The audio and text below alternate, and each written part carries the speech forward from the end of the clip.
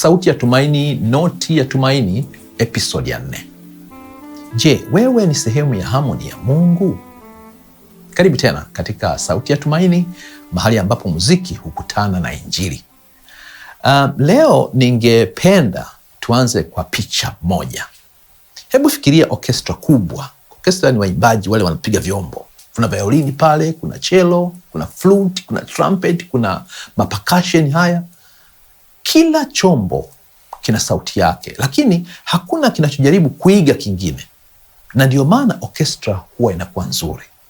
Lakini je, umewahi kujiuliza, Mungu anapolitazama kanisa lake, anaona harmony au anaona kila mtu akitaka kusikika peke yake? Katika neno la Mungu, Biblia, Wakorintho wa kwanza 12:12 amesema hivi Paulo: kwa maana kama vile mwili ni mmoja, nao una viungo vingi, na vyote viungo vya mwili, ingawa ni vingi, ni mwili mmoja, vivyo hivyo na Kristo. Paulo anatupa picha nzuri sana. Kanisa ni mwili na kila mmoja wetu ni kiungo. Hakuna kiungo kisicho na maana, hakuna kipawa kisicho na kusudi. Unaona mjoli? Ninapenda sana orchestra, lakini kuna jambo ambalo hunigusa kila ninapoitazama. Violini haiwi na wivu kwa trumpet, na trumpet haijaribu kuwa piano. Piano haikasirikii cello. Kwa nini? Kwa sababu kila mmoja au kila kimoja kinajua nafasi yake, na kila kimoja kinajua kwamba muziki mzuri hauzaliwi kwa chombo kimoja, unatokana na ushirikiano. Ndivyo ilivyo katika kanisa. Mungu hakutuita wote kuhubiri, hakutuita wote kwamba tuwe waimbaji, hakutuita wote kwamba tutaongoza, tutakuwa viongozi, lakini ametupa kila mmoja wetu, anataka tuwe waaminifu mahali alipotuweka. Unaona, wakati mwingine tunajilinganisha na wengine, tunatamani vipawa vyao, huduma zao, mafanikio yao, lakini Mungu hakukuumba uwe nakala ya mtu mwingine. Hapana, alikuumba uwe wewe, kwa sababu kuna melody ambayo hakuna mwingine anayeweza kuicheza isipokuwa wewe. Na ukikataa kucheza sehemu yako, orchestra nzima itakosa kitu.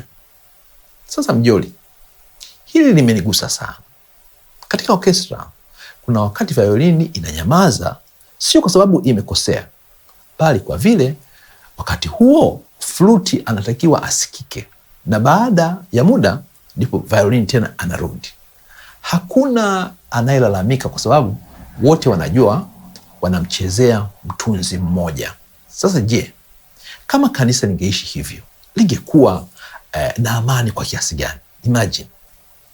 Ile Warumi 12 fungu la 4 mpaka 5 anasema kwamba kwa kuwa kama vile tulivyo viungo vingi katika mwili mmoja, vivyo hivyo sisi tulio wengi tu mwili mmoja katika Kristo. Huo ndio wito wetu, si kushindana bali kukamilishana.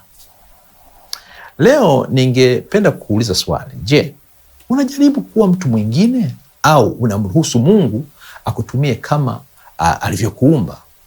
Usidharau kipawa chako, usidharau nafasi yako. Huenda usiwe mbele ya watu wengi, ndio, ila mbele ya Mungu uaminifu wako una thamani kubwa kuliko umaarufu. Cheza sehemu yako vizuri na umwache Mungu aandae symphony ya yote. Basi ndugu yangu, ngoja nikualike tuombe kidogo. Baba yetu wa mbinguni, asante kwa sababu umetuumba tofauti, tusiwe na wivu, tusijilinganishe, tufundishe kuwa waaminifu katika nafasi zetu. Sehemu ulitupangia, hebu tuifanye.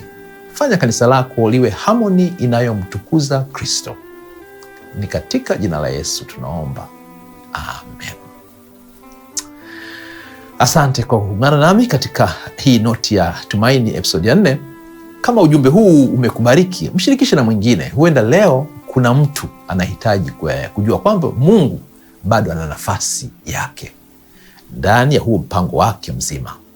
Hadi wakati mwingine, mimi ni rafiki yako Tegemea Champanda, nikikuacha na maneno haya: Mungu hakuiti uwe nakala ya mwingine, anakuita uwe mwaminifu katika sehemu aliyokupangia ndani ya harmony yake.